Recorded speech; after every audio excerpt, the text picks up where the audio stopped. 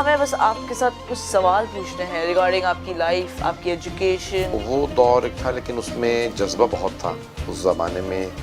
اگر میرا کوئی بھی راستے میں چیز آ جاتی تو میں اس کو ہٹا کے تعلیم حاصل کرتا. انسان کا شوق اسے سب کچھ کرواتا ہے. علم دین کے راستے میں دشواریاں آتی ہیں لیکن اللہ سبحانہ وتعالیٰ اگر کوئی بھی بچہ پیدا ہوتا ہے نا تو اس کے ساتھ ایک فرشتے کو اپوائنٹ کرتا ہے کہ تم اس کے رزق کے ذمہ دار. مجھے فیملی سپورٹ رہی، پھر بعد میں جب شادی ہوگی تو وائف کی بہت سپورٹ رہی. عالم بننے سے پہلے آپ کی کیا سوچ رہی ہے؟ آپ کو بننا کیا، آگے کیا بننا تھا آپ کو؟ کبھی یہ اس طرح سے نہیں میں نے سوچا تھا کہ میں پوری دنیا میں سفر کروں گا. یہ میرے منصوبے نہیں تھے، یہ میں نے پلان نہیں کیا تھا. اگر ہم عالم کا راستہ اختیار کرنا چاہیں گے تو ہمارے لیے آپ کا کیا میسج ہوگا؟ نیت آپ کی خالص ہونی چاہیے. یہ پیشہ نہ اختیار کریں بلکہ یہ خدمت کے لیے. پھر نبی خدا اس سے کہیں یہ عالم دین کے لباس میں آئندہ شکار کے لیے نہ آئے، شکاری کے لباس میں آئے تاکہ میں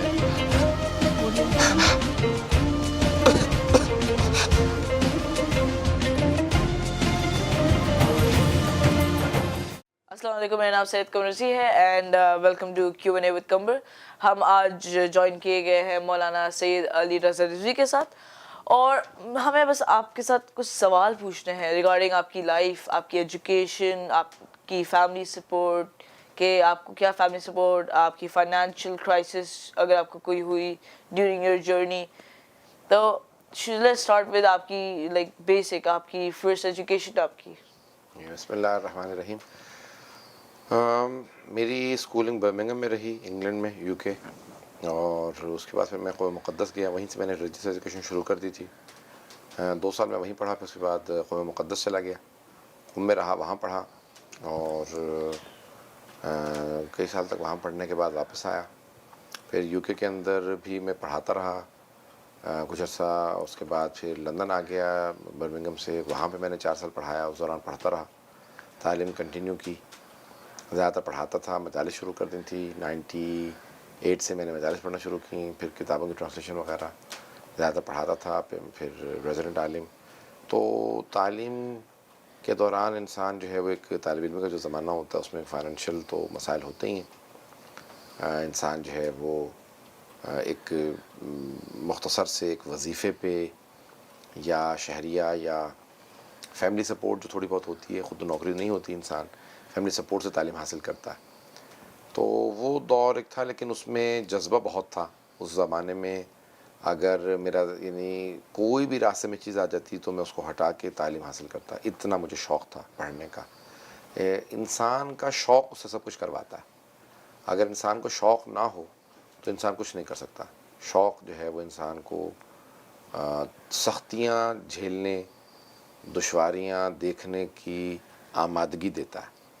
انسان تیار ہو جاتا ہے کہ میری زندگی میں کتنی بھی مشکل آئے لیکن میں اگر پڑھنا چاہتا ہوں تو میں پڑھوں گا. عملی زندگی میں آنے کے بعد بھی انسان فوراً تو سیٹل نہیں ہوتا. انسان سختیاں بھی رہتی ہیں پھر، لیکن الحمدللہ مجھے والدین خصوصاً میری والدہ کی طرف سے بہت سپورٹ تھی، انکریجمنٹ تھی. اور آج جو کچھ ہوں والدین کی تربیت کا نتیجہ ہے، ان کی دعاؤں کا نتیجہ ہے، اہل بیت کا خاص کرم رہا. تو ان چیزوں سے انسان کو تقویت ہوتی ہے. پھر علم دین کے راستے میں دشواریاں آتی ہیں لیکن اللہ سبحانہ وتعالیٰ اگر کوئی بھی بچہ پیدا ہوتا ہے نا تو اس کے ساتھ ایک فرشتے کو اپوائنٹ کرتا ہے کہ تم اس کے رزق کے ذمہ دار ہو. لیکن جب کوئی بچہ علم دین کی طرف چلا جاتا ہے، جب کوئی نوجوان یا جوان کہتا کہ اب میں دین کا علم حاصل کروں گا، تو روایت میں ہے کہ اللہ اس فرشتے سے کہتا تو اب واپس آ جا، کیونکہ اب اس کے رزق کا میں خود ذمہ دار ہوں. تو ہمارے علماء کہتے ہیں کہ ایران کی تاریخ میں لوگ بھوکے بھی مرے ہیں لیکن کبھی ایسا نہیں دیکھا گیا کہ عالم دین کبھی بھوکا مرا ہو. اگر کوئی علم دین کی خدمت کے لیے چلا جاتا ہے تو اللہ اس کے رزق کا ضامن ہوتا ہے. بعض طلباء پریشان ہو جاتے ہیں جب وہ طالب علم بنتے ہیں، وہ کہتے ہیں کہ بھی ہم کھائیں گے کہاں سے، کیا ہوگا. ہم دنیا کو توکل کا درس دیتے ہیں، ہم خود بعض اوقات بھول جاتے ہیں. تو آج تک تو کبھی بھوکے سوئے نہیں. آج تک تو کبھی ایسا ہوا نہیں کہ ہم کہیں کہ بھی اگلے مہینے کیا ہوگا، روٹی کہاں سے آئے گی، کرایہ کہاں سے جائے گا. تو کبھی آج تک ایسا نہیں ہوا کہ خرچہ پورا نہ ہوا. ہاں، سختیاں دشواریاں زندگی میں تو بڑے بڑے لوگوں کے آتی ہیں. تو میں اس معاملے میں بہت خوش قسمت رہا کہ خدا نے مجھے بہت نوازا ذکر سید الشہداء کے صدقے میں. اور مجھے فیملی سپورٹ رہی. پھر بعد میں جب شادی ہوگی تو وائف کی بہت سپورٹ رہی کہ میں سفر بہت زیادہ کرتا ہوں. پھر بچے جو ہیں میرے وہ الحمدللہ بچیاں ہیں وہ بہت زیادہ ان کا مجھے سپورٹ رہا کہ ٹھیک ہے بات کا شکوہ کرتے ہیں کہ بھی آپ سفر بہت زیادہ کرتے ہیں, لیکن انہوں نے کبھی ایسا نہیں کوئی میرے لیے رکاوٹ نہیں بنے دین کی خدمت میں. اس میں بہت زیادہ سیکریفائس کرنا ہوتا ہے, فیملی ٹائم ہمیں سیکریفائس کرنا ہوتا ہے, ہمیں بہت کچھ قربانیاں دینی پڑتی ہیں. دین کی خدمت جو ہے نا وہ شوق بھی مانتی ہے, شوق کے ساتھ ساتھ اخلاص اور قربانی. یہ پیشہ نہیں ہے جیسے کوئی انسان ڈاکٹر بن جاتا ہے, انجینئر بن جاتا ہے, جیسے کوئی آدمی کہتا ہے کہ چلے میں کاروباری بن جاتا ہوں. تو علم دین جو ہے وہ پیشہ نہیں ہے, یہ خدمت ہے. جب انسان خدمت کرے گا تو اللہ اس کے خود رزق کا ضامن رہے گا. ایک مثال دی ہے بعض بزرگوں نے, جیسے شیخ مصطفیٰ طاہری نے ایک بحث کی ہے. وہ کہتے ہیں کہ ایک عالم دین کی سوچ ایک فوجی جیسی ہونی چاہیے, ایک تاجر جیسی نہیں. پھر وہ خود ہی فرق بتاتے ہیں, کہتے ہیں کہ تاجر کی اور فوجی کی سوچ میں فرق کیا ہے.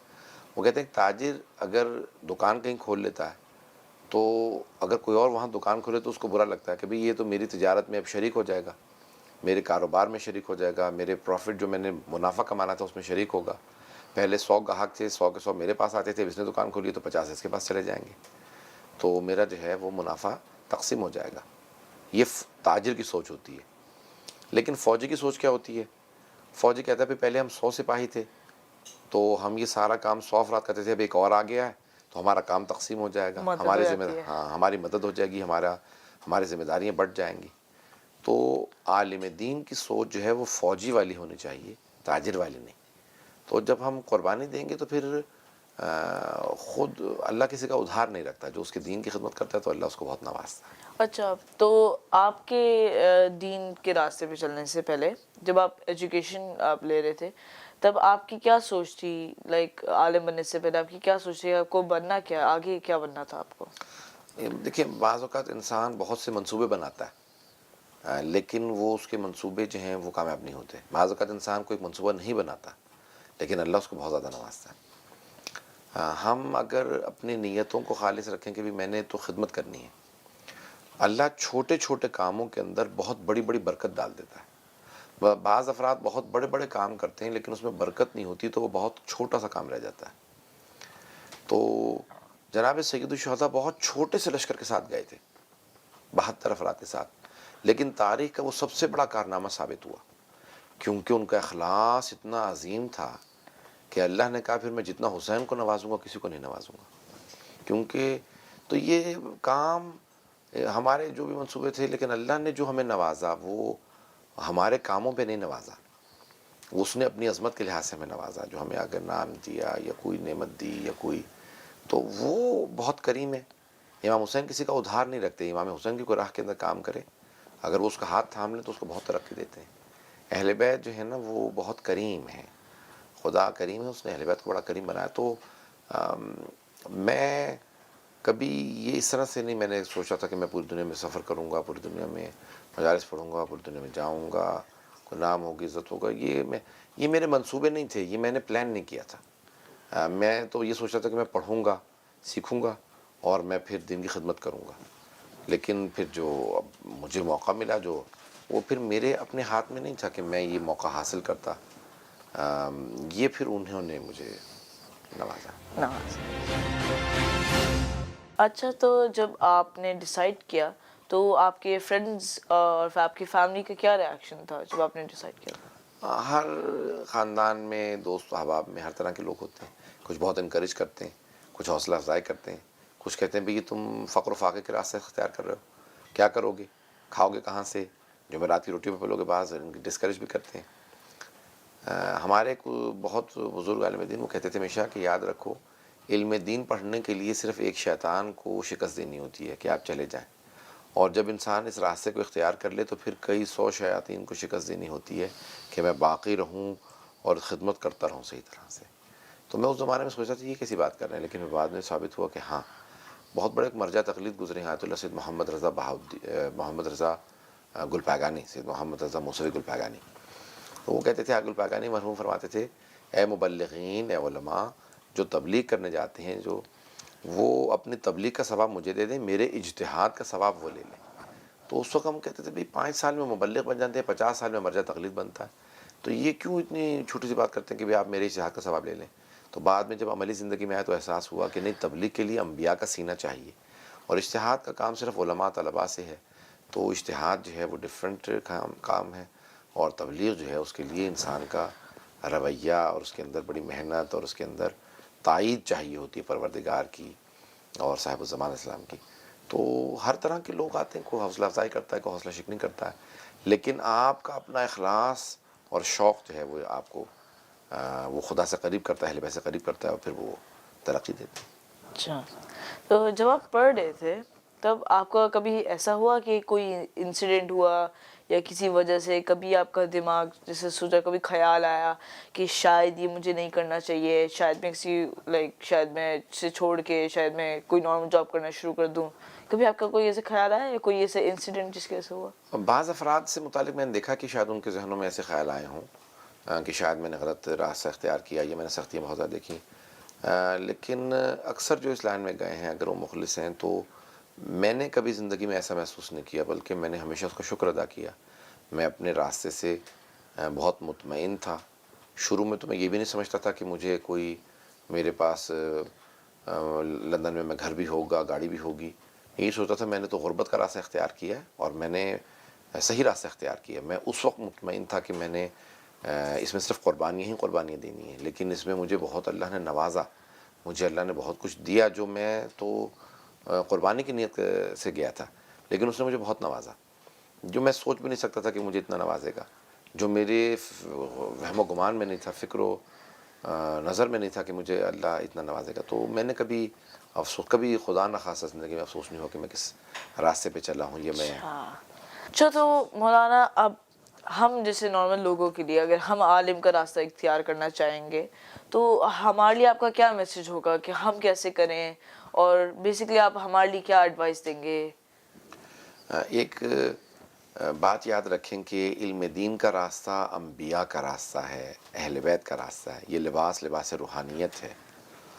تو اس میں سب سے جو اہم چیز ہے، حسن زادہ عملی کہتے ہیں کہ حضرت علی علیہ السلام نے نفرین کی ہے اس پہ کہ جو لباس اہل بیت پہنے لیکن ان کے راستے کو نہ اپنائے، یعنی دنیا کے مقصد کو حاصل کرنے کے لیے اس راستے کو اپنائے. تو کبھی بھی پہلی بات کہ نیت آپ کی خالص ہونی چاہیے، یہ پیشہ نہ اختیار کریں، بلکہ یہ خدمت کے لیے، یہ تبلیغ کے لیے انسان قربانی کے ساتھ، جذبے کے ساتھ آئے کہ اگر مجھے قربانی دینی پڑے میں قربانی دوں گا. غلط نیت سے اس راستے کو اختیار نہ کریں کبھی بھی. پہلی بنیادی چیز ہے. ایک واقعہ سنانا چاہتا ہوں، ٹائم ہے؟ جی. حضرت نبی سلیمان کا واقعہ علماء نے ان سے حکایت کے طور پہ سن لیں، بے شک چاہے واقعہ سن لیں، کہ ان کی حکومت جنگلوں پہ بھی تھی، دریاؤں پہ بھی تھی، جانور. تو ایک مرتبہ ان کی پاس ایک ہرن آیا اور اس ہرن نے کہا اپنی زبان میں حضرت سلیمان سے، یہ جو آپ کی بزم میں عالم بیٹھتا ہے، یہ تیر جو میری ٹانگ پہ لگا یہ اس نے مجھے تیر مارا. تو حضرت سلیمان نے فوراً اس عالم سے پوچھا کہ تم نے اس کو تیر کیوں مارا؟ یہ میرے پاس شکایت لے کے آیا تمہاری.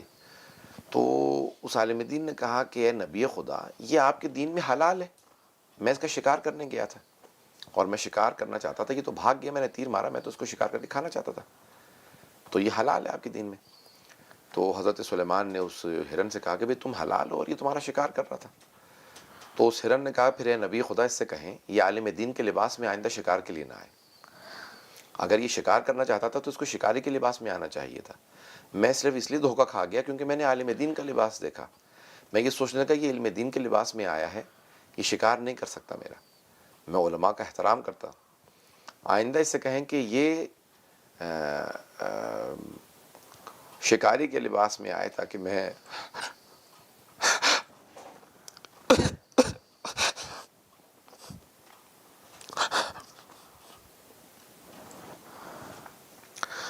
کہ میں کبھی اس سے دھوکہ نہ کھاؤں. اور جب یہ عالم دین کے لباس میں ہوں تو میں اسے دھوکہ نہ کھاؤں. تو وہ کہتے ہیں کہ کبھی بھی علم دین کے لباس میں شکار نہیں کریں. تو نیت اپنی خالص رکھیں.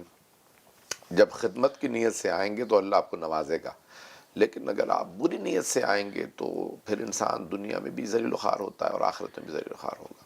تو میں صرف یہی ایڈوائز کروں گا کہ جب بھی آپ علم دین کے راستے کو اختیار کریں تو وہ قربانی کا جذبہ لے کے چلیں، وہ خدمت کا اور تبلیغ کا جذبہ رکھتے ہوں، کبھی بھی دنیا کمانے کے لیے اہل بیت کا لباس نہ پہنے۔ جی، یہی میسج میں چاہوں گا کہ جو بھی عالم بننا چاہے یا دین کے راستے پہ چلنا چاہے وہ اس میسج کو سنے اور اس پہ رکھنے کی کوشش کرے۔ لیکن آج کے لیے ہمارے پاس اتنا ہی ٹائم تھا، لیکن ہمارا مولانا کے ساتھ اور تھوڑے اور ایپیسوڈ ہیں جس میں ہم عزاداری کے بارے میں بات کر رہے ہوں گے۔ اگر آپ کے کوئی کوشچنس ہیں تو آپ مجھے کانٹیکٹ کر سکتے ہیں Q&A قمر @qam.tv پہ،